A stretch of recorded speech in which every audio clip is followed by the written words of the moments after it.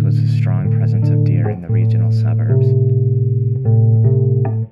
I was quite happy to see these animals were tolerated by the local community and had peacefully integrated into the city.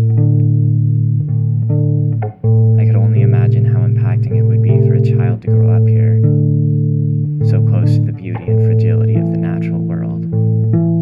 I took great pride in this manifestation of progress, but I was soon aware that these ideals were not shared throughout the community.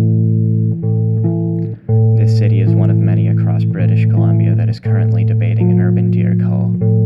Whether we maintain our tendencies for imposed dominance, or we begin to accept a unified conscious responsibility towards nature, the policy developed in these precedents will define our succeeding perception of wildlife management. Once living in such close proximity to urban deer herds, it is easy to observe their social nature. They are curious, expressive, and highly adaptable creatures. After developing in the city, they begin to adopt more complex behaviors and unique characteristics.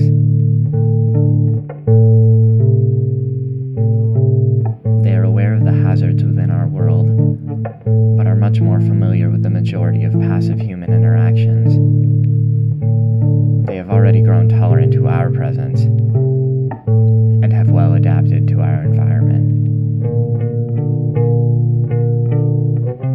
Though deer are mostly dependent on grass and common shrubbery for sustenance, they do occasionally feed on cultivated plants.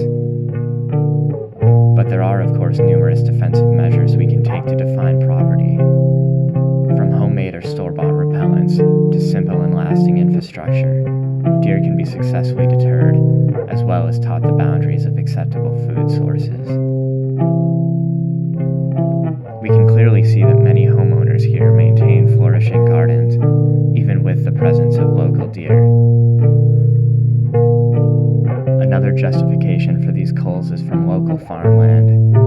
Though most of this property is already well guarded, it remains close enough to forest boundaries that these urban culls would not result in significant change.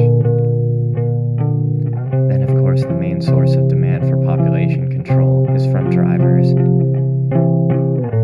Citing mainly that their insurance rates are rising, these shallow values are more than enough for most people to support a cull, simply to reduce the chances of the aggressive minority having these accidents. We should be expected to be more cautious and aware through urban neighborhoods, yet there are still many who speed well above the normal limits. It is these drivers that hold responsibility, as they could avoid collisions with proper attention. Unfortunately, this lack of respect is quite characteristic of humanity at this point. Many of our problems stem from this disconnection. We must utilize the most educated foresight and take extreme care when dealing with these issues.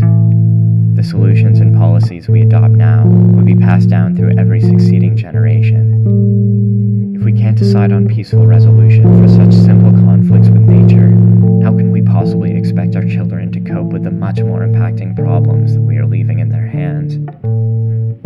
We must now take responsibility and look to effective and lasting solutions. Through compromise and education, we can sustain the health of this community by maintaining our connections to the natural world.